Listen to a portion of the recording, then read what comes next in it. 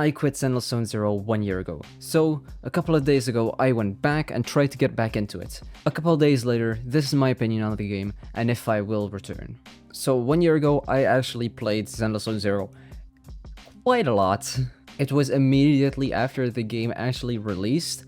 However, due to fatigue and constantly needing to grind for a single character, I eventually burnt out on the game.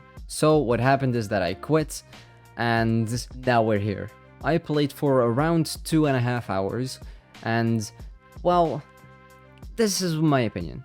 First of all, what I want to talk about are the characters. I am so sad that I missed some of these amazing characters. Some character designs I really, really loved.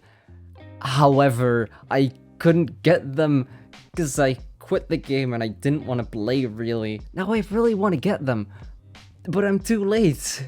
So yeah, I think my opinion on the characters is pretty clear. I really love their designs. I don't know about every single one's personality and how they play into the story. However, from what I have seen, I really, really like them. Also, I have been keeping track of the community, and there's some love for some NPCs. Some NPCs are really, really well designed, and I thought, oh, maybe it's just like 1 or 2, but no!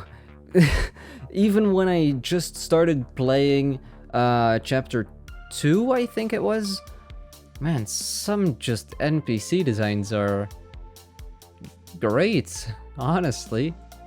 Like, her, it's not anything special, but it's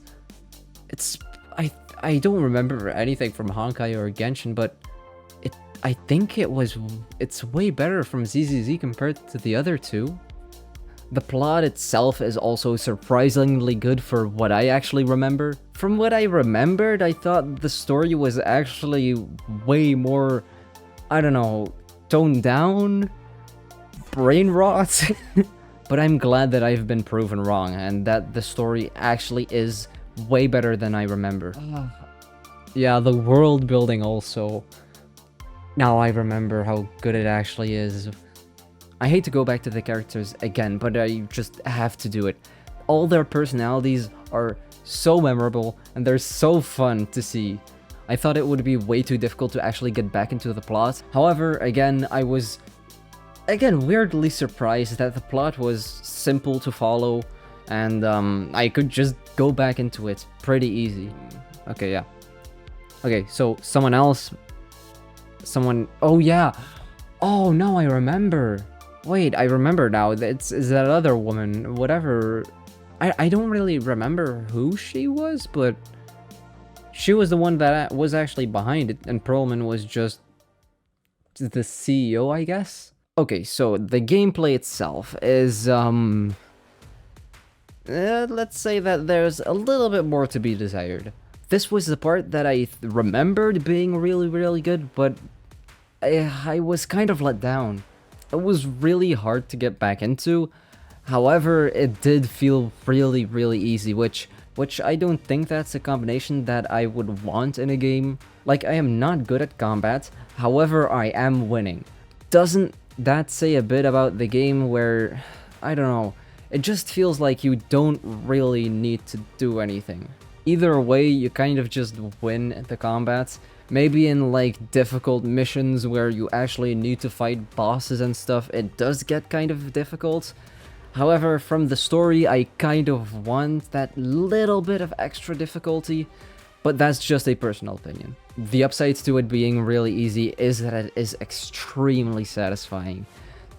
I've got to be honest, it's still as satisfying as 1 year ago. It's just the exact same, which would be bad for some people, but for me, I really, really love it. So, will I go back and actually complete the story and maybe some events?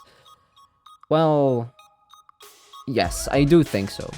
I do want the characters that have been released before, and I want to see what characters get released afterwards, and try to get the ones that I really want. And on top of that, the story is, again, really good. I was really surprised. However, there's one thing. I just want to make it a stream game. This is not like a, hey, go subscribe to watch my streams. No, this is, I think it's a perfect stream game, basically just because it's a turn your brain off kind of game.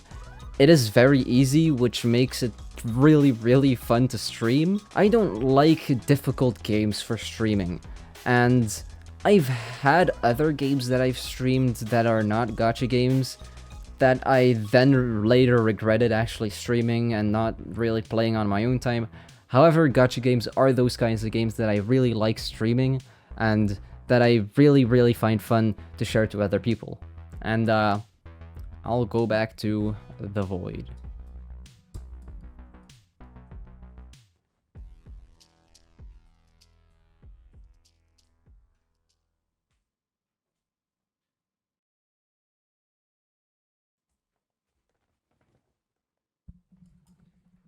I hope that works. That would be really unsatisfying if it didn't.